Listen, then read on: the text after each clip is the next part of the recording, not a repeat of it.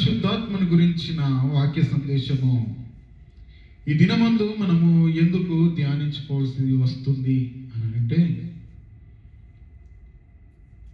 పరిశుద్ధాత్మ యొక్క శక్తి తెలియక, పరిశుద్ధాత్మ యొక్క విలువ తెలియక ఈ దినాన క్రైస్తవ సమాజము ప్రక్కదారిలో పోతున్న వేళ అసలేంది క్రైస్తవ్యానికి, క్రైస్తవ సమాజానికి పరిశుద్ధాత్మని పట్ల, పరిశుద్ధాత్మని దేవుని పట్ల అవగాహన లేక ఏమైపోతున్నారనంటే, ఎవరికి ఇష్టానుసారంగా వారు ఆయన యొక్క సన్నిధానంలో ప్రవర్తిస్తూ, ఆరాధిస్తూ వారి యొక్క జీవితాలను ముందు కొనసాగిస్తున్నారు. పరిశుద్ధాత్మ గురించి క్రైస్తవులకి ఎందుకు తెలియాలని అంటే, లోకంలో ఉన్న వారికి పరిశుద్ధాత్మని యొక్క విలువ వారికి తెలియాల్సిన అవసరము లేదు. లోకంలో ఉన్న అన్యులకు క్రీస్తు, యేసుక్రీస్తు గురించిన రక్షణ వారికి కావాలి. యేసుక్రీస్తు వారి గురించిన చరిత్ర వారికి తెలియాలి.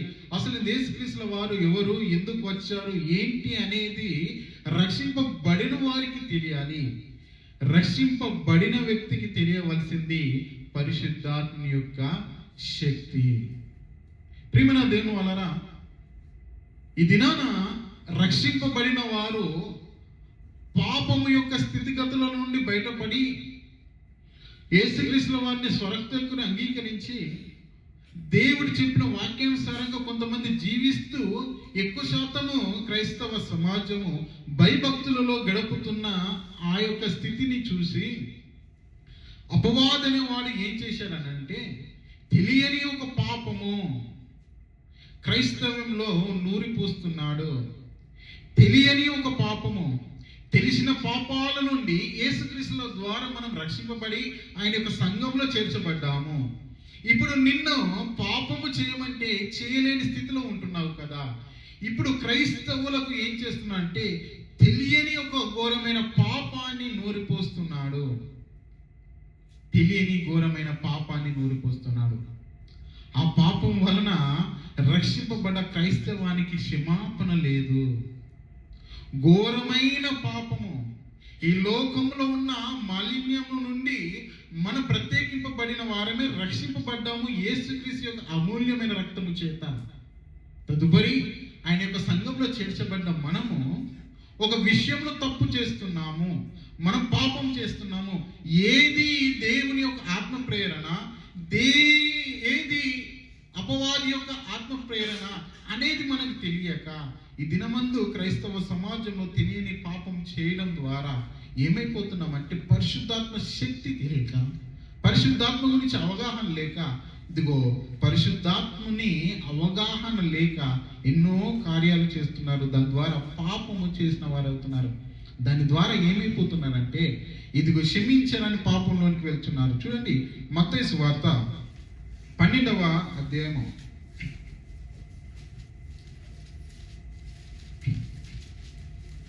మత్తయి సువార్త 12వ అధ్యాయము 31వ వచనం చదవండి. కాబట్టి నేను మీతో చెప్పినది ఏమనగా, మనుషులు చేయి ప్రతి పాపమును దూషణయు వారికి క్షమింపబడును గాని ఆత్మ విషయమైన దూషణకు పాప క్షమాపణ. యేసుక్రీస్తుల వారు సెలవిస్తున్నారు ఏంటంటే, మనుషులు చేయు ప్రతి పాపానికి క్షమాపణ ఉంది. మనుషులు చేసే ప్రతి పాపానికి, లోక సంబంధమైన ఏ పాపంలో ఉండైనా యేసు రక్తం అనేది ఏం చేస్తుంది? అది పవిత్రులుగా చేస్తుంది. కానీ ఇక్కడ అంటున్నాడు అంటే, ఆత్మ విషయమైన దూషణకు పాప క్షమాపణ లేదు. అనగా ఆత్మ అనగా పరిశుద్ధాత్మ. పరిశుద్ధాత్మ గురించి సరైన అవగాహన లేక మనం ఇష్టానుసారంగా పరిశుద్ధాత్మను అర్థం చేసుకుని ఇదే పరిశుద్ధాత్మ కార్యమని ఆ కార్యాలు చేయడం ద్వారా మనం ఏం చేస్తున్నామంటే, ఆత్మకు వ్యతిరేకమైన కార్యము చేస్తున్నాము. తద్వారా మనకు ఈ లోకంలో క్షమాపణ లేదు. తద్వారా మరి రెండవ మరణంలో కూడా మనకు క్షమాపణ లేదు. అనగా అపవాది అనేవాడు ఇప్పుడు ఏం చేస్తున్నానంటే, లోకం నుండి రక్షింపబడ్డ అన్య యొక్క జీవితము ఇప్పుడు ఏమైపోయింది? క్రైస్తవంలోకి వచ్చినాక ధన్యము అయిపోయింది. ప్రతి పాపము అనగా మనిషిని యొక్క ప్రతి పాపం కూడా క్షమింపబడి వాడు ఏమైపోతున్నాడు అంటే పరిశుద్ధాత్మకి లేదంటే పరలోకానికి అర్హుడవుతున్నాడు. ఇప్పుడు అర్హుడుతున్న వాడిని తప్పించాలి అని అనగా వాడేం చేస్తున్నాడంటే దానికి భిన్నంగా ఆత్మదూషణ చేస్తున్నాడు. ఆత్మదూషణ ఏ రీతిగా చేస్తున్నామంటే పరిశుద్ధాత్మ యొక్క శక్తి తెలియక, దాని యొక్క విలువ తెలియక, అసలు పరిశుద్ధాత్ముడు ఎవరు అనేది సరైన రీతిలో క్రైస్తవ సమాజానికి సంఘానికి తెలియక ఆత్మదూషణ చేస్తూ క్షమించలేని పాపంలోనికి మనం ఏమైపోతున్నాం? వెళ్ళిపోతున్నాం. ఇప్పుడు మిమ్మల్ని అడుగుతాను, పరిశుద్ధాత్ముడు అంటే ఎవరు? పరిశుద్ధాత్మ అనగా ఏమిటి అని అనగానే మీరు ఏం చెప్తారండి? ఏం చెప్తారు? మీకున్న అవగాహన, ఆలోచన చెప్పలేరు. అదే యెహోవా దేవుని గురించి చెప్పమంటే ఎన్నో కార్యాలు ఉన్నవి. యేసుక్రీస్తు గురించి చెప్పమంటే మీకు ఎన్నో కార్యాలు ఉన్నవి. కానీ పరిశుద్ధాత్మ గురించి చెప్పమంటే మీకు ఏది? అందుకని ఈ దినమందు క్రైస్తవ సమాజానికి ఒక క్వశ్చన్ మార్క్ ఉంది. ఏంటంటే త్రితత్వము, ముగ్గురు దేవుళ్ళ ఒక దేవుడు అనే సందేహంలో వెళ్ళిపోతున్నారు. మరి మనకు మొదటగా పరిశుద్ధాత్మ గురించి తెలవాలంటే రెండు విషయాలు తెలియాలి. ఏంటంటే యెహోవా దేవుడు ఎవరు, యేసుక్రీస్తు ఎవరు, పరిశుద్ధాత్ముడు ఎవరు. ముగ్గురు ఒకటి కానీ ఒకటి కాదు. ముగ్గురు కార్యాలు ఒకటే, ముగ్గురి ఆలోచన ఒకటే, ముగ్గురు కూడా ఆది నుండి ఉన్నవారే, ముగ్గురు కూడా మానవాళి యొక్క జీవితం కొరకు వారి యొక్క త్యాగాలను సమర్పిస్తున్న వారే కనిపిస్తుంటారు. కానీ వేరుగా మనకు కనిపిస్తుంటారు. ఒక్కటైన దేవుళ్ళు వేరుగా. యెహోవా దేవుడు మన పాత నిబంధన గ్రంథంలో అనేక సందర్భాలు కనబడతాడు. యేసుక్రీస్తుల వారు కృత నిబంధన అనేక సందర్భాలు కనబడతాడు. ఆయన యేసుక్రీస్తుల వారు మరలా పరలోకానికి ఆరోహణమై ముందు ఇదిగో సంఘానికి లేదంటే అపోస్తులకు ఒక శిష్యులకు ఒక మాట సెలవిస్తాడు, నేను వెళ్తాను మీకు ఒక ఆదరణకర్తని ఇస్తానని. ఇంకా చూస్తుంటే పాత నిబంధన గ్రంథంలో మన పరిశుద్ధాత్మ గురించి చూడగలిగితే అనేక సందర్భాలుగా ఆత్మ అనే మాట రాయబడి ఉంటుంది. ఆత్మ అనే మాట రాయబడ్డ ప్రతి చోట అది పరిశుద్ధాత్మలో. ఒక మాట చూద్దాం. ఆదికాండము 1వ అధ్యాయం 1వ వచనం ఒక్కసారి చదవండి. ఆదియందు దేవుడు భూమి ఆకాశములు సృజించెను.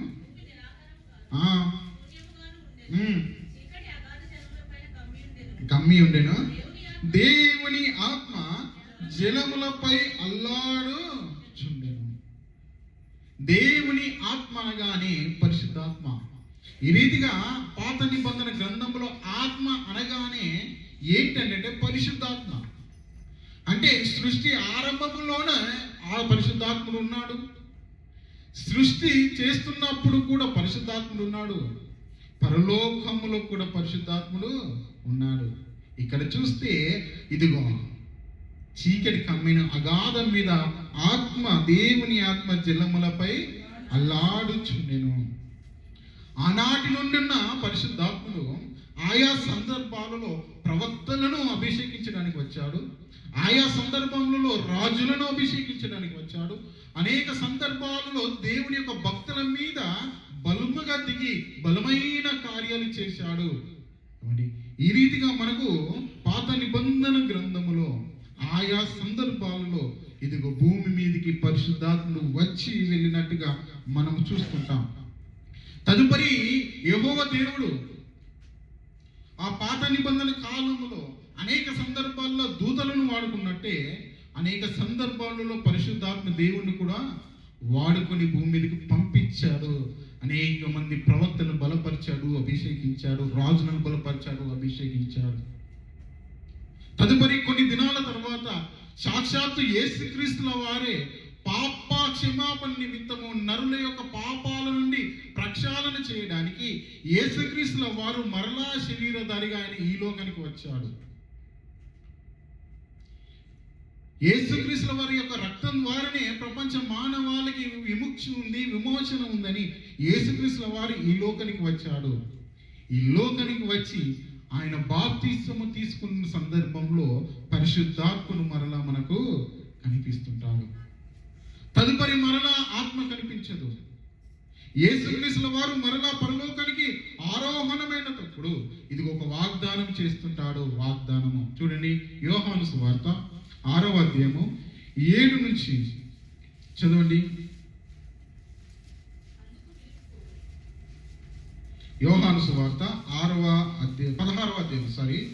అధ్యాయము 7 నుండి కింది వచనం చదవండి. నేను ఈ సంగతులను మీతో చెప్పినందున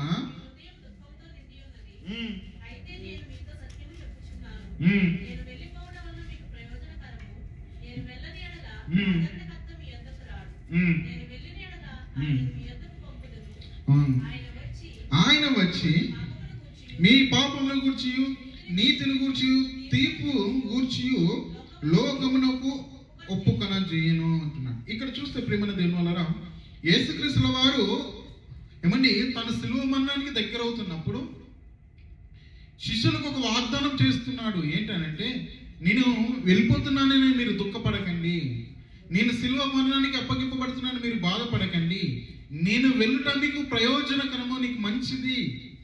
నేను ఎప్పుడైనా ఈ లోకాన్ని నేను విడిచి వెళ్ళవలసిందే, నా ప్రాణాన్ని రక్తాన్ని మానవుల కొరకు, ఈ లోకము కొరకు, ఈ జగత్తు కొరకు కార్చవలసిందే.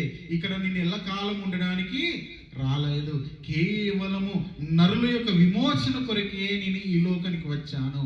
ఇదిగో నా కాలము సమీపించింది, నా కాలము దగ్గర పడింది, ఇదిగో నేను వెళ్ళవలసింది. బట్ నన్నును బట్టి మీరెప్పుడు కూడా దుఃఖించకూడదు. ఎందుకనంటే నేను వెళ్ళటం మీకు మంచిది, నేను వెళ్ళడం వలన మీకు ప్రయోజనకరము. ఎందుకు ప్రయోజనకరం అనగా, ఇది ఆదరణకర్త మీ మధ్యకి నేను పంపిస్తాను. ఆదరణకర్త అనగా పరిశుద్ధాత్మ దేవుడు. పాత నిబంధన గ్రంథంలో కంటిన్యూస్గా పరిశుద్ధాత్మ ఉన్నానంటే లేదు. ఆయా సందర్భంలో పరలోకాన్ని వీడి వచ్చాడు, మరలా వెళ్ళిపోయాడు. యేసుక్రీస్తుల వారు మానవాళి నిమిత్తం పరలోకాన్ని విడిచి వచ్చాడు, వెళ్ళిపోయాడు. కానీ దేవుని యొక్క ఉన్నతమైన ప్రణాళిక ఏంటనంటే, రక్షింపబడ్డ మన జీవితాలు, యేసుక్రీస్తు రక్తం వల్ల కడగబడ్డ మన జీవితాలు సత్యంలో నడవాలి అన్నప్పుడు ఇదిగో మనల్ని నడిపించే ఒక శక్తి కావాలి అని దేవుడు నిరంతరం మనతో ఉండడానికి పరిశుద్ధాత్మని ఈ భూమి మీదకి పంపించాడు. ఆనాటి నుండి నేటి వరకు పరమును వీడిన పరిశుద్ధాత్మ దేవుడు మన మధ్య సంచరిస్తున్నాడు. అది ప్రయోజనకరం. అందుకని ఆయన అంటున్నాడు ఏంటంటే, ఇదిగో నిన్ను వెళ్ళటం మంచిది, నిన్ను వెళితే నిత్యము మీతో దేవుని యొక్క సన్నిధి అనుభవించడానికి ఆదరణకర్త పరిశుద్ధాత్మ దేవుడు మీ మధ్యకు వస్తాడు. ఆయన చేసే కార్యాలు ఏంటంట ఇదిగో 8వ వచనంలో ఆయన వచ్చి పాపమును గురించి, నీతిని గురించి, తీర్పుని గురించి లోకమునకు ఒప్పుకొన చెయ్యను. 11వ వచనం కూడా చదవండి. 13వ వచనం. అయితే ఆయన అనగా సత్యస్వరూపి అయిన ఆత్మ వచ్చినప్పుడు మిమ్మును సర్వసత్యంలోనికి నడిపించును. ఆయన తనంతని తాను ఏమీ బోధింపక వేటిని వినినో వాటిని బోధించి సంభవించే సంగతులను మీకు తెలియచేయును అంటున్నాడు. ఇది 14వ వచనం. ఆయన నా వాటిలోని తీసుకొని మీకు తెలియజేయను గనుక నన్ను ఇప్పుడు యేసుక్రీస్తుల వారు సాక్షాత్ ఒక వాగ్దానం చేస్తున్నాడు. ఏంటంటే, ఇదిగో నేను వెళ్ళిన తర్వాత పరిశుద్ధాత్మను పంపిస్తాను, ఆయన మీ పాపముల గురించి ఒప్పుకొన చేస్తాడు, నీతిని గురించి, తీర్పుని గురించి మిమ్మల్ని ఒప్పుకొన చేస్తాడు. అంతేకాదు ఆయన సర్వసత్యములోనికి నడిపిస్తాడు. అసత్యంలో నడిచే మానవాళిని ఇదిగో సత్యమైన మార్గం గుండా యేసు యొక్క మార్గంలోనికి వచ్చిన తర్వాత మరలా ఆ మార్గం నుండి త్రొట్టిల్లకుండా, తప్పిపోకుండా సర్వసత్యంలోనికి నడిపించడానికి ఇదిగో ఎప్పుడు ఎల్లప్పుడు మీతో ఉంటాడు. అంతేకాదు, నేనైతే ఈ 33.5 సంవత్సరాలు భూమి మీద ఏ రీతిగా బ్రతికానో, 3.5 సంవత్సరాలు నేను మీకు ఏమి బోధించానో వాటిని ఆయన ఏం చేస్తాడు, మీకు బోధిస్తాడు. నేను చెప్పినవే బోధిస్తాడు అని పరిశుద్ధాత్మని ఇది అనుగ్రహించిన సంగతి ఇదిగో మనం బైబిల్లో చూడగలుగుతాం. ఇప్పుడు పరిశుద్ధాత్మ యొక్క పని ఏంటంటే, మన పని ఏంటంటే విశ్వాసులను సర్వసత్యంలో నడిపించడము, క్రీస్తు బోధలో నిలబెట్టడము, సంఘ సహవాసంలో మిమ్మల్ని అందరినీ ఐక్యపరచడము, మిమ్మల్ని అందరినీ విశ్వాసంలో నిలకడగా ఉంచడము, స్థిరతలుగా మిమ్మల్ని ఉంచడము. అంతేకాదు పాపానికి దూరంగా మిమ్మల్ని నడిపించడము, పాపానికి దూరంగా మిమ్మల్ని నడిపించడం అనగా ఎన్ని పనులు అంటే క్రీస్తులో మిమ్మల్ని స్థిరంగా ఉంచాలి, సంఘంలో మిమ్మల్ని నిలకడగా ఉంచాలి, విశ్వాస జీవితంలో మిమ్మల్ని స్థిరత్వంలో ఉంచాలి. అంతేకాదు పాపంలో మరలా మీ యొక్క స్థితి వెళ్ళకుండా మిమ్మల్ని సత్యంలో నిలబెట్టాలి, పాపానికి దూరంగా. ఎందుకంటే యేసుక్రీస్తు యొక్క ప్రాణత్యాగం ఊరికే జరగలేదండి. ఆ మహానుభావుడు ప్రాణం విడిచి రక్తం కాచి ప్రపంచ మానవాళి పాపం నుండి ప్రక్షాళన చేశాడనంటే అది ఊరికే వ్యర్థం కాకూడదు. ఎందుకంటే మన మానవాళి యొక్క జీవితం ఏంటంటే కుక్క తన వాంతికి మరలా తిన్నట్టే, పంది మరలా బురదలో దూరినట్టే మానవుని యొక్క బ్రతుకు అంతే. పాపం నుండి బయటకు వచ్చిన తర్వాత కూడా మరలా పాపంలోనికి వెళ్ళే స్థితిలో ఉంటాడు. కాబట్టి ఇదిగో ఆ వెళ్ళకూడదని దేవుడు సంచకరువుగా మనకేం చేశాడు, పరిశుద్ధాత్మని ఇచ్చాడు. సంచకరువు అనే మాట మనకు కనిపిస్తుంటుంది. ఇంకా చూస్తుంటే ప్రేమ దేని వల్ల పరిశుద్ధాత్మని దేవుడు భూమి మీద అనుగ్రహించాడు అనే మాట వింటున్నాం. మరి పరిశుద్ధాత్మని ఎవరు ఏ రీతిగా పొందుకుంటారు? పరిశుద్ధాత్ముని దేవుడు అనుగ్రహించాడు భూమి మీద సర్వసత్యములో నడిపించడానికి, క్రీస్తులో నిలబెట్టడానికి, నీ విశ్వాసాన్ని స్థిరంగా నిలబెట్టడానికి, సంఘములో నిన్ను ఉంచడానికి, అంతేకాకుండా పాపముల నుండి దూరముగా నిన్ను నడిపించడానికి పరిశుద్ధాత్ముడు ఎప్పుడు కూడా ఎల్లప్పుడూ భూమి మీద ఉంటున్నాడు కదా. మరి పరిశుద్ధాత్మని మనం ఏ రీతిగా పొందుకుంటాం, ఏ రీతిగా పరిశుద్ధాత్మని కలిగి ఉంటాం అని అంటే చూడండి, అపోస్తుల కార్యములు 2వ అధ్యాయము 38వ వచనం. అపోస్తుల కార్యములు 2వ అధ్యాయము. పేతురు మీరు మారు మనసు పొంది పాప క్షమాపణ నిమిత్తము ప్రతి వాడు యేసుక్రీస్తు నామమున బాప్తిస్మము పొందుడి, అప్పుడు మీరు పరిశుద్ధాత్మ అను వరము పొందుదురు. పరిశుద్ధాత్ముడు యేసుక్రీస్తు వారు వెళ్ళాక వచ్చాడు. మరి పరిశుద్ధాత్మ దేవుడు అందరికీ చెందినవాడా, కొందరికి చెందినవాడా? పరలోకమందున దేవుడు యెహోవా అందరివాడు, సర్వ సృష్టి సృజించిన వాడు, ఇదిగో మనల్ని కూడా తన హస్తాలతో మనల్ని చేసిన వాడు, అందరివాడు. యేసుక్రీస్తుల వాడు కూడా అందరివాడు, యేసుక్రీస్తుల వారు కూడా అందరివాడు. ఏ రీతిగా అందరూ అంటే ప్రపంచ మానవాళి ఎక్కడ పాపంలో పడిపోతుందో ఆ మానవాళిని మరలా రక్షించడానికి వచ్చిన వాడు, అందరివాడు. అందరి పాపాల నిమిత్తము ఏకైక దేవుడిగా రక్తం కార్చిన దేవుడు అందరివాడే. కానీ పరిశుద్ధాత్మను అందరివాడు కానీ, ఒకవేళ పరిశుద్ధాత్మను అందరివాడు అనుకుంటే చాలా పొరపాటు. ఈ విషయం క్రైస్తవానికి తెలియదు, ఈ విషయం రక్షింపబడ్డ వారికి తెలియదు, ఈ దినాన కృతంగా వస్తున్న వారికి కూడా తెలియదు. ఇది తెలియాలంటే నీ విశ్వాస జీవితం అనుభవంలోనికి వెళ్ళాలి.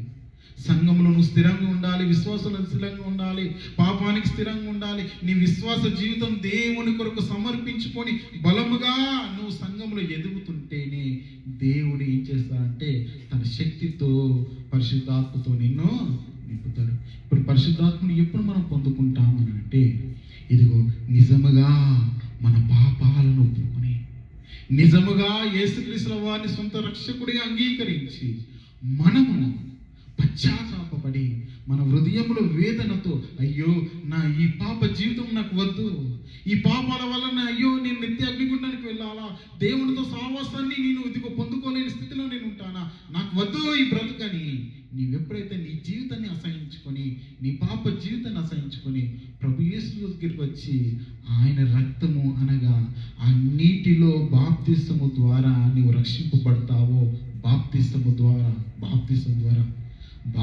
ద్వారా రక్షింపబడ్డ క్షణాన్ని నీకు దేవుడు ఏమి ఇస్తాడంటే పరిశుద్ధాత్మని. యేసుక్రీస్తుల వారు పరిశుద్ధాత్మను ఎప్పుడు పొందుకున్నాడంటే ఆ యొక్క యోర్దాను నదిలో ఇదిగో సాక్షాత్తు యోహాను చేత బాప్తిసం పొంది నీటిలో నుండి పైకి లేవగానే ఏం దిగి వచ్చింది? పరిశుద్ధాత్ముడు. ఇదిగో ఇక్కడ కూడా సంఘానికి పరిశుద్ధాత్మ ఎప్పుడు వచ్చారనగా, ఇదిగో రక్షింపబడ్డ వారందరూ కూడా వారు ఏమైపోయారంటే పాప క్షమాపణ నిమిత్తం బాప్తిసం పొందుకున్న తర్వాత పరిశుద్ధాత్మ అనే వరం అనేది మనము పొందుకుంటాం. వరము. ఎందుకంటే పరిశుద్ధాత్మను కలిగి ఉన్న జీవితాలు చాలా ధన్యము. ఇప్పుడు పరిశుద్ధాత్మని ఏ రీతిగా మనం పొందుకుంటామని అంటే, ఇదిగో బాప్తిసం ద్వారా పొందుకుంటాం. బాప్తిసం తీసుకుని లేదు, మరి బాప్తిసం తీసుకొని వారు పరిశుద్ధాత్మను పొందుకుంటారంటే పొందుకొనే. బాప్తిసం ద్వారానే పరిశుద్ధాత్మ వరాన్ని, శక్తిని మనం పొందుకుంటాం. బాప్తిసం లేకుండా పరిశుద్ధాత్మని మనం పొందుకోము. ఎందుకంటే ఇక సాక్షాత్తు వాక్యమే సెలవిస్తుంది. ఎప్పుడు పొందుకుంటున్నట్టు మరొకసారి చదవండి ఆ మాట. ఏమని? పేతురు అంటున్నాడు ఏంటంటే, మీరు మారు మనసు పొంది పాప క్షమాపణ నిమిత్తం ప్రతివాడు యేసుక్రీస్తు నామమున బాప్తిసం పొందుడి, అప్పుడు మీరు పరిశుద్ధాత్మ అను వరము పొందుకుంటారు. పరిశుద్ధాత్మ మనం ఎప్పుడు పొందుకుంటామంటే, మనము బాప్తిసం తీసుకుని, అనగా నిజముగా రక్షణ, నిజముగా పాప క్షమాపణ మనం పొందుకున్న తర్వాత ఆయన యొక్క రక్తంలో కడగబడిన బాప్తిస జీవితము ఏ క్షణమైతే ఉంటుందో వెంటనే నీవు పరిశుద్ధాత్మని పొందుకుంటావు.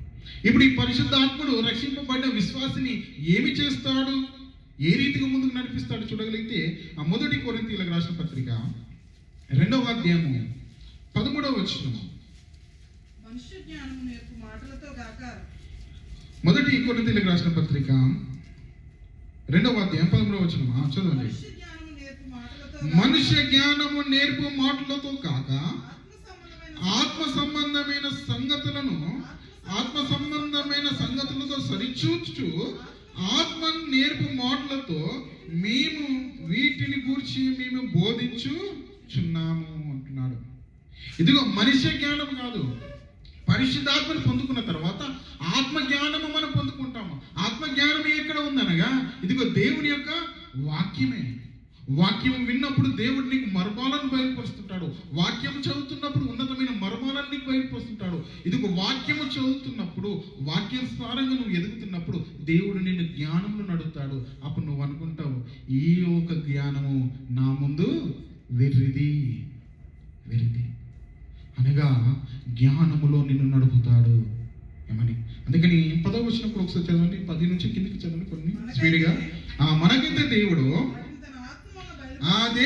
తన ఆత్మ వలన బయలుపరిచి ఉన్నాడు. ఆత్మ అన్నిటినీ, ఆ దేవుని మర్మములను కూడా పరిశోధించుచున్నాడు.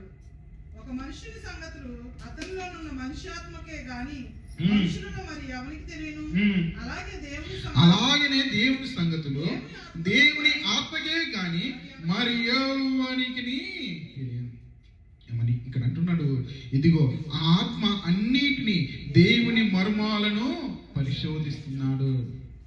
పరిశోధన చదువుతున్నప్పుడు ఇది ఆత్మ మనల్ని ఏం చేస్తుంటే జ్ఞానంలోనికి తీసుకెళ్తుంటుంది.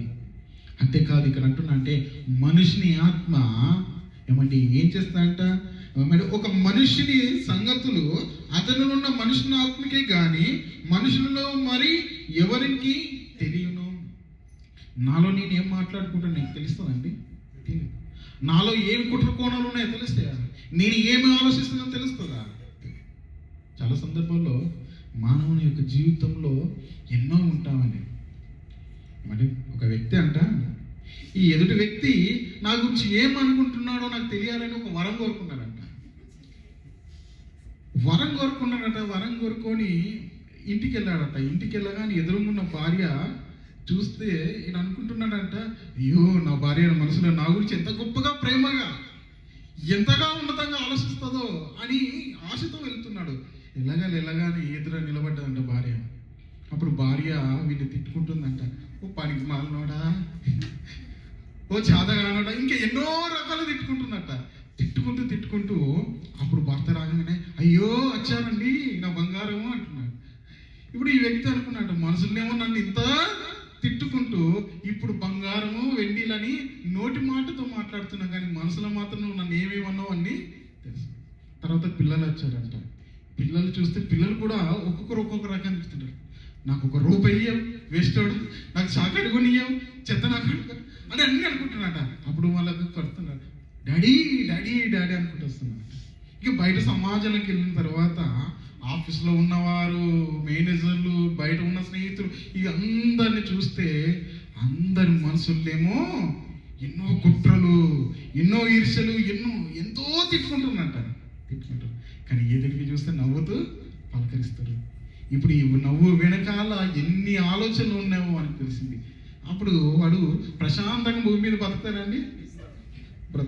ఎందుకంటే తెలియనప్పుడు బాగుంటుంది. ఆ నవ్వు ఏ నవ్వైనా మంచిదే అనుకుంటా, కానీ ఎదుటిగా నవ్వి చేసే కుట్రాలను తెలిసిన అనుకోండి, అవును ఎలా ఉంటుంది, అబ్బా సహించలేదు. నిద్ర పట్టదు. నిద్ర పట్టినా ఎవరు ఏదనుకుంటారో మనకి వినిపిస్తూనే ఉంటుంది. మరి పక్కన నడిచే వ్యక్తి కూడా మన గురించి ఏమనుకుంటాడు మనకు తెలుస్తుంది. అందుకని మనుషులుగా మనం ఏమనుకుంటున్నాం మనిషిని ఆత్మకి తెలుసు, కానీ ఎదుటి మనిషినికి తెలియదు. కానీ ఆత్మ మాత్రం మనని ఉన్నతమైన జ్ఞానంలో నడిపిస్తుంటాడంట. ఇప్పుడు చదవండి ఆ మాట. అలాగే దేవుని సంగతులు దేవుని ఆత్మకి కానీ మరి ఎవ్వనికి తెలియవు. ఇదిగో దేవుని యొక్క సంగతులు, దేవుని యొక్క ఆత్మ, దేవుడు మన పట్ల కలిగిన ప్రణాళిక మనకు తెలియదు. కానీ దేవుని యొక్క ఆత్మకు తెలుసు. ఆత్మ మనల్ని ప్రేరేపిస్తుంటుంది.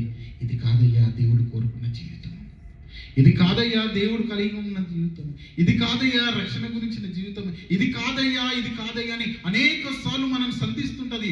వాక్యము ద్వారా మనల్ని బలపరుస్తుంటది. ఇది కాదు, దేవుడు ఇది నీ పట్ల ఈ ప్రణాళిక కలిగి ఉన్నాడు. ఇది నువ్వు కష్టాలలోకి వెళ్తున్నావు అని దేవుని దూషిస్తున్నావు కదా, ఈ రోజు శ్రమలలోనికి వెళ్తున్నావు, దుఃఖంలోనికి వెళ్ళావని దేవుని సంఘానికి రావట్లేదు కదా. కానీ దేవుడు కొన్ని దినాల తర్వాత నీకు మంచి జీవితాన్ని ఇవ్వాలనుకుంటున్నాడు. అదయ్యా నీ పరిశుద్ధాత్మనికి తెలుసు, కానీ నీకు తెలియదు. కానీ నీలో బలపరచడానికి దేవుడు ఎన్నో మాటలు. అందుకని మన చాలా మనం ధ్యానించుకునే మాట ఏమంటే, నీ వాక్యమే నన్ను బ్రతికించిన, బాధలలో నెమ్మది. ఆ బాధలో నెమ్మది కలిగించిన మాట మన పైకి అనుకుంటాం, కానీ అది సాక్షాత్తు ఆత్మ తెలియజేస్తున్నాడు. ఏంటంటే దేవుని యొక్క మనసు తెలుసు. దేవుని గురించి బ్రతికిన వారి యొక్క జీవితాలు ఎప్పుడు కూడా దేవుడు మహా ఆనందకరమైన జీవితాన్ని ప్రసాదిస్తాడు తప్ప దుఃఖకరమైన జీవితము, శ్రమలు కలిగిన జీవితాన్ని ప్రసాదించడని. అందుకని ఇక్కడ అంటున్నాడు, ఆత్మ దేవుని యొక్క సంగతులను తెలియజేస్తుంది. ఇంకా కిందికి చదవండి.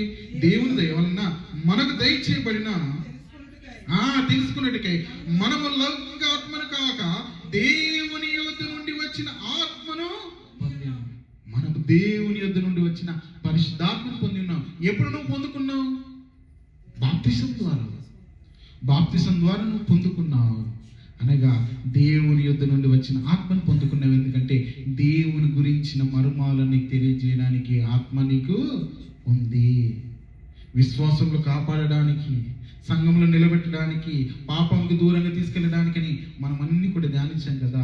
ఇక్కడ చూస్తే నిన్ను జ్ఞానములు నడిపించడానికి, దేవుని యొక్క మనస్సు మర్మాలను నీకు తెలియజేయడానికి. ఇంకా చూడండి, 1 యోహాను ఇంకేం చేస్తుంటుంది పరిశుద్ధాత్మను చూడగలిగితే, 1 యోహాను పత్రిక 2వ అధ్యాయము 27వ వచనం.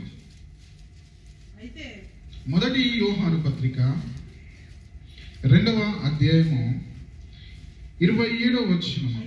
అయితే మీరు పొందిన అభిషేకం మీలో నిలుచుచున్నది గనుక ఎవడును మీకు బోధింపనక్కర్లేదు. ఆయన ఇచ్చిన అభిషేకం సత్యమే గాని అబద్ధము కాదు. అది అన్నిటి గురించి మీకు బోధించిన ప్రకారంగా ఆయన మీకు బోధించిన ప్రకారంగాను ఆయనలో మీరు నిలుచున్నారు. చాలండి.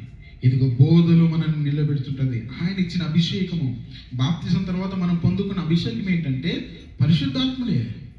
ఇప్పుడు అభిషేకం అంటే మనం ఏం చేస్తుంటది అంటే, ఇది అది సత్యము అబద్ధము కాదు. మనం పొందుకున్న అభిషేకము ఆత్మ, పరిశుద్ధాత్మ సత్యము.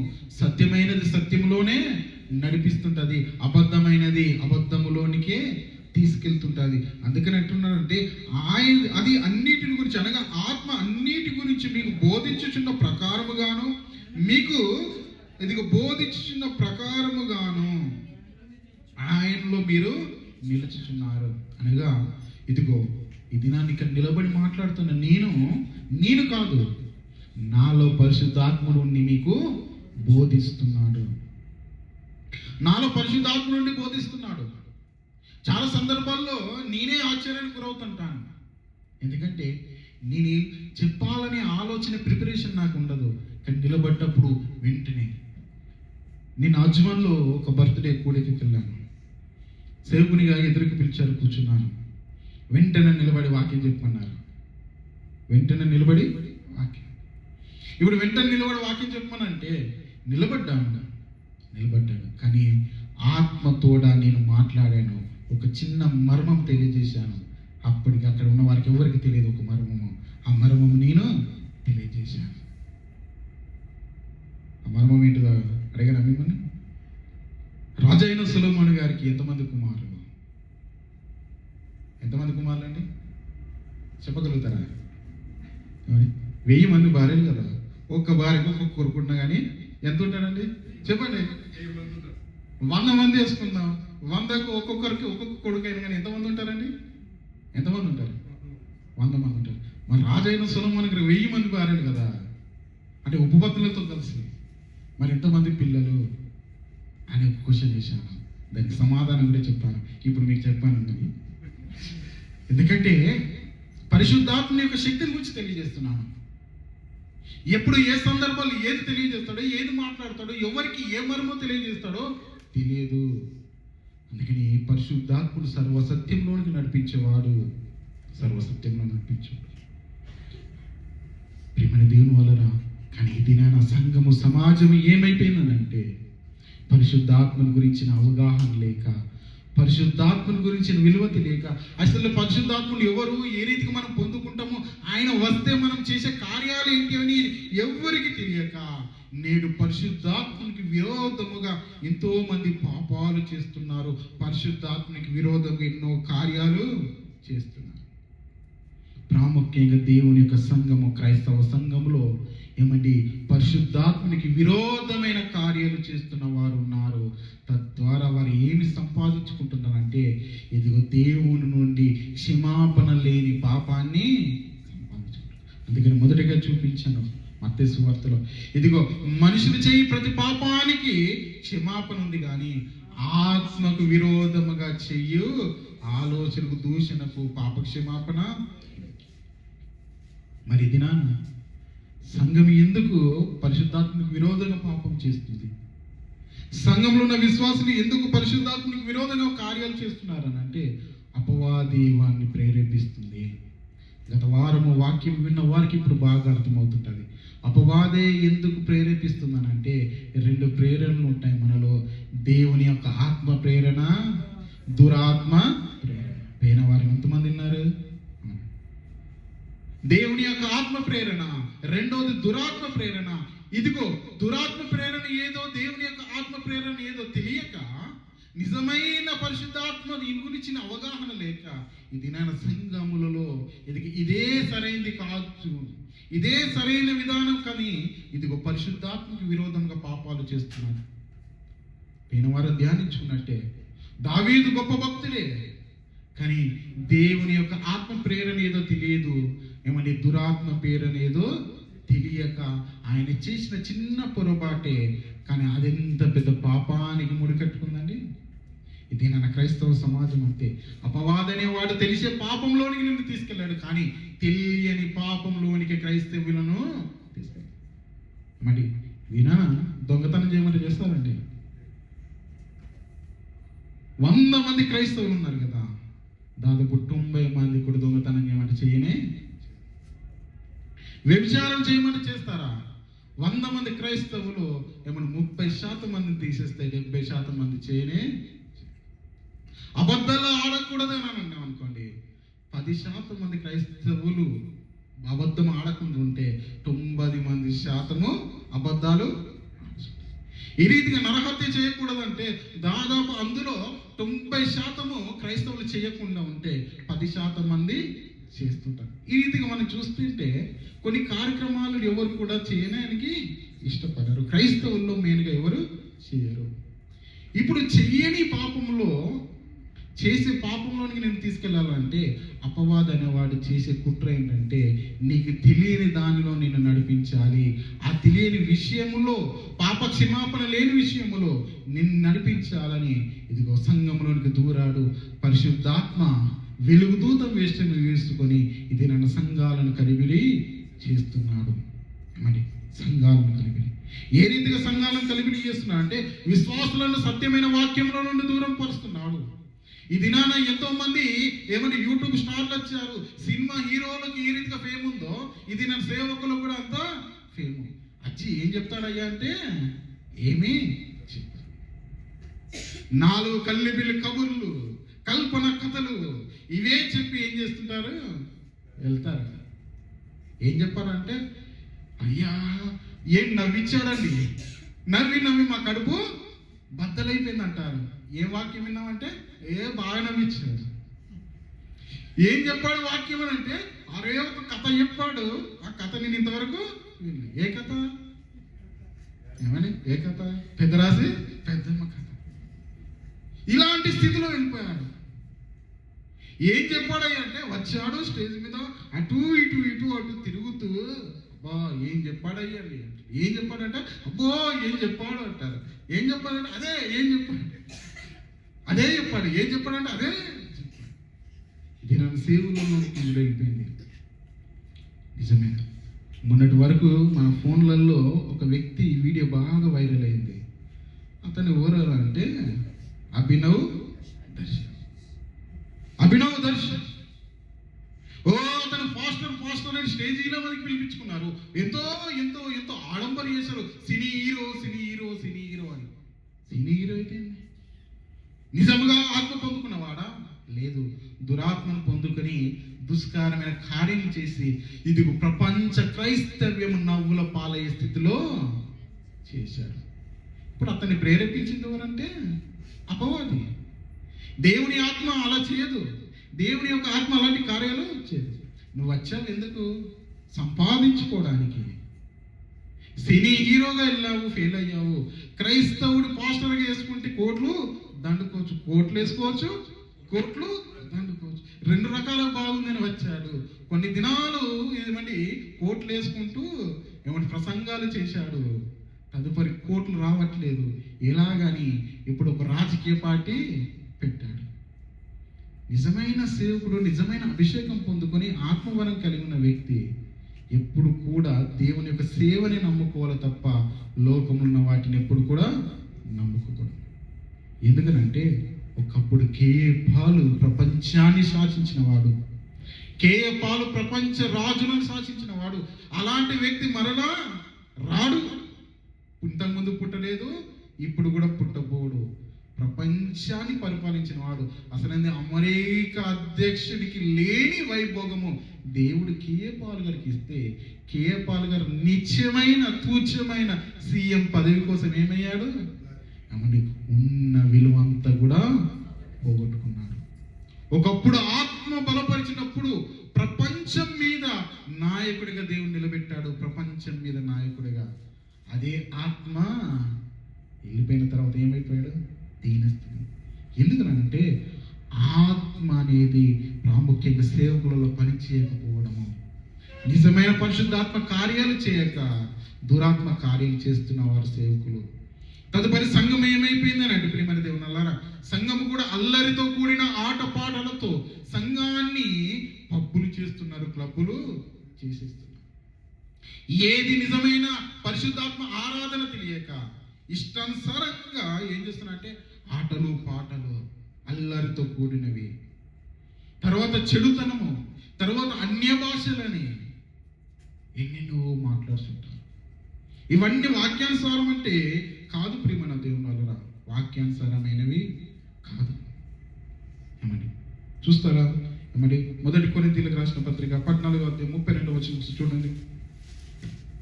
1 కొరింథీయులకు రాసిన పత్రిక 14:32.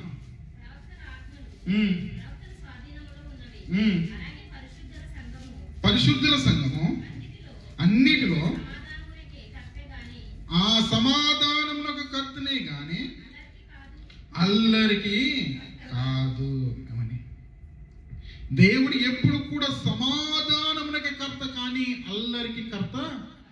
కాదు. ఇది నాన్న అల్లర్లన్నీ కూడా సంఘంలో, గొడవలన్నీ కూడా సంఘంలో, ఆటపాటలన్నీ కూడా ఉంది సంఘంలో. ఇప్పుడు హైదరాబాద్లో ఒక ట్రెండ్ అయిపోయిందండి. ఏంటంటే ఒకప్పుడు వీకెండ్ వస్తే పబ్బులో ఎగిరే వాళ్ళు ఇప్పుడు ఏమంటే సండే వస్తే సంఘంలో ఎగురుతున్నారు. కరెక్ట్, సంఘంలో వీకెండ్ వస్తే పబ్బులు, అక్కడికి ఇక్కడికి తేడా ఏం లేదు. అక్కడ లైవ్ పాడేవారు ఉంటారు పబ్బులో, వారం కూడా మీరు గెలుతారు. ఇక్కడ కూడా సేవకుల స్టేజ్ మీద లైవ్ సింగింగ్, ఎదురా విశ్వాసులు. ఆ కార్యం చూసినప్పుడు అనిపిస్తుంది, అపవాది అనేవాడు పరిశుద్ధాత్మ గురించి తెలియక వీరిని ఏం చేస్తున్నాడు, క్షమించలేని, క్షమాపణ లేని పాపంలోనికి నడిపిస్తున్నాడు. ఇది ఎక్కడైనా సత్యమైన వాక్యం చెప్తాను. ఎందుకంటే నేను ఎంతో ట్రైనింగ్ చేసి ఎన్నో తరాలుగా ఎంతోమంది సేవకులు ఎన్నో సంఘాలలో పరిశీలన చేసి ఇక్కడికి వచ్చాను. ఒకవేళ నేను చేసేది తప్పైతే, ఒక దినాన బిల్లి గ్రామ్ చేసినది కూడా తప్పే. ఒకవేళ నేను చేసేది తప్పైతే మహామహులు ఏమండి వారు కూడా చేసింది తప్పే. ఎందుకంటే వారి వాక్య సందేశము, వారు ఏ కాలేజీలు స్థాపించారో, ఏ సత్యమైన వాక్యము ప్రపంచానికి వెదజల్లాలని వారు తీసుకొచ్చారో ఆ బాటలోనే తర్కీదు పొందుకున్న వారిని, సత్యవాక్యమైన వారు అనేకులు ఉన్నారు. ఎక్కడ కూడా వారు సంఘాలలో గెంతులు వేయరు. మరి ఇప్పుడు కొత్త ట్రెండ్, ఎందుకంటే ఇది పరిశుద్ధాత్మ, ఎందుకంటే ఆయన సమాధానానికి కర్త కానీ అల్లరికి కర్త కానే కాదు.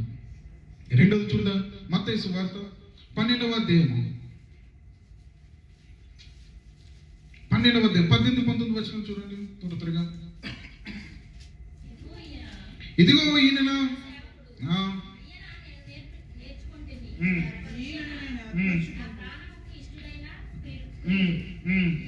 ఈయన మీద నా ఆత్మ నుంచెదను, ఈయన అన్య జనులకు న్యాయ విధి ప్రచురం చేయను, ఈయన జగడమాడడు, కేకలు వేయడు, వీధిలో ఈయన శబ్దం ఎవరికి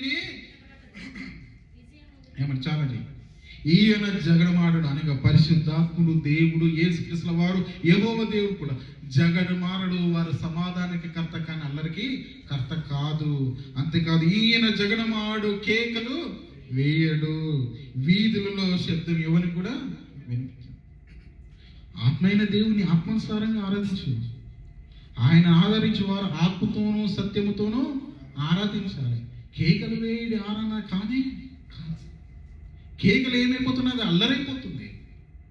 ఆ కేకలు ఏమైపోతుండేందుకు బయట వీధి శబ్దముగా మారి ఈ దినాన ఏమని ఆంధ్రప్రదేశ్లో ఒక చట్టం తీసుకొస్తున్నారు, మైకులో ఉండనే సత్యమైన వాక్యం చెప్పు, వినసొంపుగా చెప్పు. వినేవారు అనేకులు ఉన్నారు. ఎవరికి తెలియని భాషలో నీ ఇష్టానుసారం కేకలు వేస్తే ఏమని దాని ద్వారా ఏమైపోతుంది, పరిశుద్ధాత్ముడు అవమానపరచబడుతున్నాడు, అల్లరికి కారకుడు అవుతున్నాడు. ఇదిగో జగడానికి కేకలకు అయిపోతున్నాడు. ఈ రీతిగా చూస్తారు ప్రేమన్న దేవుల. ఇది నాన్న ఇంకొకటి ఈ విషయం సంఘానికి తెలియదు ఏంటంటే, పరిశుద్ధాత్ముడు వస్తే ఏదో కొత్త భాషను మాట్లాడుతుంటారు. మీ అందరికి కూడా అనుభవం ఉన్నది. శబరబరబరబ అనే ఒక మాట ఈరోజు కూడా నేను గూగుల్లో సెర్చ్ చేశాను, దానికి ఏమైనా అర్థం ఉందా, అసలు ఇది భాష ఎక్కడి నుండి వచ్చింది ఏంటని. ఎక్కడ కూడా ఎన్నో డిక్షనరీలు, ఎన్నో బైబుల్, స్టడీ బైబుల్ ఎన్నో ధ్యానించాను, ఎక్కడ కూడా దానికి అర్థం అంటూ లేదు. మరి ఇప్పుడు ఆరాధనలో ఆ భాష ఎందుకు వస్తుందనంటే, అది ఎవరో ఒకరు స్టార్ట్ చేశారు, అదే గొప్ప ఆరాధన అనుకొని ఏమైపోతుంది. ఎప్పుడైనా దేవుడు అన్య భాషలతో మాట్లాడినప్పుడు అందరికీ అర్థమవుతుంటారు, అందరికీ అర్థం అవ్వాలి. దానికి ఒక లిపి ఉండాలి, దాని యొక్క అర్థము సారము ఎవరో మాట్లాడుతున్నారో వారు బయట సమాజానికి తెలియజేయాలి. కానీ తెలియజేయని స్థితిలో ఉన్నారు. ఏమనంటే ఒక మాట చూపిస్తుంటారు. ఏ మాట చూపిస్తారు? అపోస్తల కార్యములు 2వ అధ్యాయము, అపోస్తల కార్యములు 2వ అధ్యాయము. ఎందుకు ఇవన్నీ మీకు తెలియజేస్తున్నా అంటే, ఇదిగో ఇక ముందైనా మనము పరిశుద్ధాత్మకు వేరే ఏ కార్యాలు చేయకూడదు. చూడండి అపోస్తల కార్యము 2వ అధ్యాయము 4వ వచనం ఒక్కసారి చదవండి.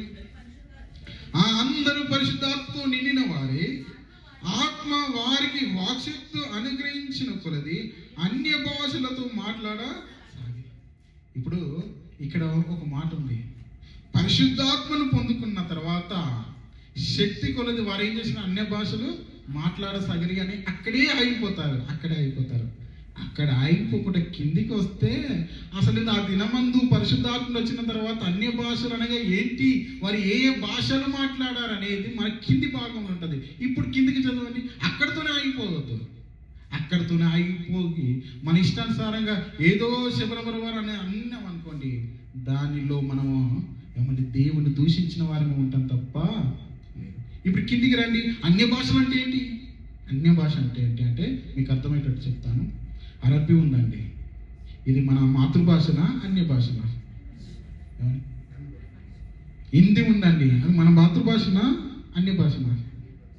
ఇప్పుడు మీరు అందరు ఎక్కడి నుండి వచ్చారు? ఇండియానే. ఎక్కడి నుండి?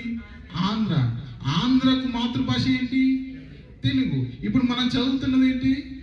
తెలుగు. అలాగే మీకు హిందీ వస్తుందండి? హిందీ వస్తుంది కదా. హిందీ భాష ఏంటి? అది కూడా అన్య భాషనే, కానీ మీకు వచ్చు. ఇంగ్లీష్ కూడా చాలా మటుకు మాట్లాడతారు, అది అన్య భాషనే. ఇప్పుడు అరబీ కూడా వచ్చు, అన్య భాషనే. ఇప్పుడు నేనున్నానండి, నిలబడుతున్న వ్యక్తిని, నాకు కూడా 3 భాషలు వచ్చు. ఇప్పుడు నేను 3 భాషల్లో మీకు మాట్లాడాలనుకోండి, మీకు అర్థమవుతుందా? అర్థమవుతుందా? హిందీలో మాట్లాడిన మీకు అర్థమవుతుంది, తెలుగులో మాట్లాడిన మీకు అర్థమవుతుంది, ఏమంటే ఇంగ్లీష్లో మాట్లాడిన మీకు అర్థమవుతుంటుంది. ఇప్పుడు నాకు తమిళ్ రాదు. ఇప్పుడు అమ్మకి అక్కడ కూర్చుంది, తమిళ్ ఎన్నో రోజులు మాట్లాడుకుంటున్నాను. ఇప్పుడు నేను ఏం మాట్లాడుతున్నాను పాపం తనకు. ఇప్పుడు నేను నిజంగా తమిళ్లో మాట్లాడాలనుకోండి, ఆమె షాక్ అవుతుంది, ఈయన తమిళ్ మాట్లాడుతున్నానంటే. ఇప్పుడు అరబ్బుల దగ్గర మనం అరబీ మాట్లాడుకుంటున్నాం అనుకో ఫ్లూయెంట్గా, మలబారీ వాళ్ళ దగ్గర మలబారీ మాట్లాడుకో, వాడు అనుకుంటారు అరే మా భాష నువ్వు భలే మాట్లాడుతున్నావు. ఇప్పుడు మన దగ్గరికి అరబ్బులు వచ్చి తెలుగులో ఏం బాబు బాగున్నావా తిన్నారా అని అంకర టింకర మాట్లాడి మనం ఏంటో అనుకో తెలుగు మాట్లాడుతున్నాడు. ఏమండి, మనది కాని భాష మనం మాట్లాడడం అనేది అన్య భాష. ఆ భాషని ఎదుటి వ్యక్తి అర్థం చేసుకున్నప్పుడు ఆశ్చర్యపోయేది. ఇప్పుడు అలాంటి కార్యమే ఇక్కడ జరిగింది పెంతెకోస్తు దినమందు. ఇదిగో అందరూ అనేకులు కూర్చున్నప్పుడు పరిశుద్ధాత్మ ఏం చేశాడంటే అందరితో మాట్లాడాలని ఏం చేశాడంటే భాషలు అనుగ్రహించాడు. ఆ భాషలు ఏమేంటియో చూడగలిగితే 5వ వచనం నుంచి చదవండి. ఇప్పుడు అందరు చాలా పరిశోధన చేయాలి, ఏది సత్యము ఏది అసత్యం. ఇప్పుడు నేను చెప్పింది సత్యం అని మీరు ఎప్పుడు నమ్మకూడదు, బయటకు వెళ్ళి కూడా మీరు పరిశోధన చేయాలి. నేను చెప్పింది రైట్ కాదు. ఏమండి, 4 చోట్ల పరిశోధన చేస్తే ఏది 3 కరెక్ట్ ఉంటావో అది సత్యము, ఏది రాంగ్ ఉంటుంది అసత్యము. అందుకని ఇప్పుడు చూడండి 5వ వచనం నుంచి చదవండి, ముగిస్తాను. ఆ కాలమున ఆకాశం క్రింద నుండి ప్రతి జనముల నుండి వచ్చిన భక్తి గల యూదులు యెరూషలేములో కాపురం ఉండిరి. ఈ శబ్దం కలగగా జనులు గుంపులుగా కూడి వచ్చి ప్రతివాడు తన తన స్వభాషలతో వారు మాట్లాడుతూ విని కలవరా. ఇప్పుడు ఇక్కడ కాదండి, ఆకాశం క్రింద ఉండే జనములో అనేక మంది అంటే యెరూషలేముకు వచ్చారు, అనేక దేశాల నుండి అనేక ప్రాంతాల నుండి వచ్చారు. ఏమండి, అనేకులు అక్కడ కూడా యెరూషలేం ప్రాంతంలో కాపురం ఉంటున్నారు, బిజినెస్ చేయడానికి వారేంటి వలస వచ్చిన వారు కూడా అనేకులు ఉన్నారు. ఇప్పుడు పరిశుద్ధాత్మ దిగిన తర్వాత ఒక కార్యము దేవుడు చేయాలన్నప్పుడు శబ్దం కలిగినప్పుడు అనేకులు కూడా గుంపులుగా వచ్చి, ఇది ఇక్కడ రాయబడింది, ప్రతి మనుషుడు తన తన సుభాషతో వారు మాట్లాడుతూ విని, ప్రతి మనుషుడు తన తన సుభాషతో మాట్లాడుతూ విని కలవర. సుభాష ఎవరెవరు వచ్చారో వారందరూ కూడా చూస్తున్నారు, అయ్యో మా భాషలో మాట్లాడుతున్నారు అని. ఇంకా కిందికి చూడండి, అంతటా వారు విభ్రాంతి నుండి ఆశ్చర్యపడి, ఇదిగో మాట్లాడుతున్న వీరు గలిలీయులు కాదా, మనలో ప్రతివాడు తను పుట్టిన దేశపు భాషతో వీరు మాట్లాడుతూ మనం వినుచున్నామే, ఇదేమి. అక్కడ ఉన్నవారు అందరూ ఆశ్చర్యపోతున్నారు, వీరు యూదులు, అందులో గలిలీయులు, మేము ఎక్కడో ఏదో దేశంలో ఉండి ఇక్కడికి కాపురం వచ్చిన వారము, ఇప్పుడు మా భాషతో వీరు మాట్లాడుతున్నారు, మా స్వభాష మా మాతృభాషతో వీరు మాట్లాడుతున్నారు. ఏంటి, వీరు గలిలీయులు కదా, వీరేంటి మా భాషతో మాట్లాడుతున్నారు, వీరు మాట్లాడేటివన్నీ కూడా మా భాషలో మాకు చాలా చక్కగా అర్థమవుతుంది, వినసొంపుగా ఉన్నాయి ఏంటి అని వారంతా ఆశ్చర్యపోయారట. ఎందుకంటే ఇప్పుడు ఏమండి, రష్యా ఉందండి, రష్యా మీకు ఎవరికి రాదు. ఏదో ఒక వ్యక్తి ఇక్కడికి వచ్చారనుకోండి, ఇప్పుడు నేను రష్యాలో మాట్లాడితే అర్థం ఆశ్చర్యం, ఎందుకంటే నేను రష్యా ఎప్పుడు వెళ్ళలేదు, రష్యా కూడా ఎప్పుడు చూడలేదు, కానీ రష్యాలో మాట్లాడితే ఆశ్చర్యపడతాడు. ఎందుకంటే ఏంటి నేను ఆ భాషలో మాట్లాడుతున్నాను. ఇక్కడ కూడా అనేకులు వచ్చారు, వీరు ఆ దేశాలకు వెళ్ళలేదు, కానీ యూదయ గలిలయ దేశాల్లోనే ఉండి వారి యొక్క భాషను మాట్లాడుతున్నప్పుడు వీరు ఆశ్చర్యపోతున్నారు. కిందకి చదవండి. ఎవరెవరు ఎక్కడి నుండి వచ్చారంటే 9వ వచనంలో పార్తీయులు, మాదీలు, ఏలామీలు, ముసపోతీయులు, యూదయ, కప్పదోకియా, పొంతు, ఆసియా, పంపులియా, ఐగుప్తు అను దేశంలో వారందరూ, కురేను దగ్గర లిబియా ప్రాంతంలో యందు కాపురమున్న వారు, రోమా నుండి పరవాసులుగా వచ్చిన వారు, యూదులు, యూదేయ మత ప్రవిష్టులు, క్రేతీయులు, అరబీలు మొదలైన మనమందరము వీరి మన భాషలతో దేవుని గొప్ప కాలము వివరించుట వినుచున్నామని చెప్పుకొనిరి. ఇప్పుడు చూడండి, ఎన్ని భాషలండి, ఎన్ని దేశ వ్యక్తులు. అక్కడ దేశాలు ఉన్నవి, దేశ భాషలు ఉన్నవి. పరిశుద్ధాత్మను కార్యం చేయాలంటే ఇది అపోస్తులను అభిషేకించి ఆ పరిశుద్ధాత్మని అనుగ్రహించి ఏమి చేశారంటే వారికి వాక్చాతుని అనుగ్రహించారు. వాక్చాతు అనుగ్రహించడం ద్వారా మీరేం చేస్తున్నారు? క్రీస్తును ప్రకటిస్తున్నారు వారి వారి భాషలలో అర్థమయ్యేలాగున. ఇది అన్య భాష. ఇప్పుడు నేను ఇక్కడ ఉండి శిబరబురబరు అన్న అనుకోండి, ఇది ఏంటయ్యా అని మీరు నన్ను అడిగితే నేను ఏం చెప్తా? ఇంకా ఎన్నో రకాలుగా మాట్లాడుతుంటారండి, ఏం చెప్తా? మరి మీరే దేశం? కిలికియా భాషనా? అదేదో కిలికి అనేదో వచ్చింది కదండి, కిలికి భాష. దానికంటే కూడా చెప్పడానికి ఎవరో ఒకరు ఉన్నారు. మరి దీనికి ఎవరు ఉన్నారంటే లేరు. ఎందుకంటే వారు పైన వచనానికి అయిపోయారు, కానీ కింద వచనంలో ఉన్న దేశాలను చూడట్లేదు, దేశ ప్రజలను చూడట్లేదు. అందుకని ప్రేమ దీని వలన పరిశుద్ధాత్మని కూడా అన్య భాషల పేరట దీనికి పరిశుద్ధాత్మని అవమానపరుస్తూ పాపం చేస్తున్న వారు ఉన్నారు. మరి సమయం అయిపోయిందా? ఎందుకంటే పరిశుద్ధాత్మను వస్తే ఏమేమి కార్యాలు జరుగుతాయో చూద్దామో వచ్చే వారం ధ్యానించుకున్నాం. సమయం టైం నాది 11:20 అండి, 27. సరే, పరిశుద్ధాత్మలు వస్తే ఏ రీతిగా కార్యాలు జరుగుతాయి? పరిశుద్ధాత్మను పొందుకున్న భక్తులు అనేకులు ఉన్నారు. పాత నిబంధన గ్రంథము నుండి నేటి వరకు పరిశుద్ధాత్మను పొందుకున్న వారు ఉన్నారు. మరి పరిశుద్ధాత్మలు వారి మధ్య చేసిన కార్యాలేంటి? అల్లరితో కూడిన ఆటపాటలు చేశాడా? జగడములను సృష్టించాడా? ఇదిగో ఆ పరిశుద్ధాత్మను దిగగానే వారు అన్య భాషలు, ఇష్టానుసారంగా భాషలు మాట్లాడారా? అసలు పరిశుద్ధాత్మ పొందుకున్న వ్యక్తి విశ్వాస జీవితి ఏ రీతిగా ఉంటుందో మనం వచ్చే వారం ధ్యానించుకుందాం. ఎందుకంటే ప్రేమ దేవుని పరిశుద్ధాత్మ పొందుకున్న వారు అనేకులు ఉన్నారు.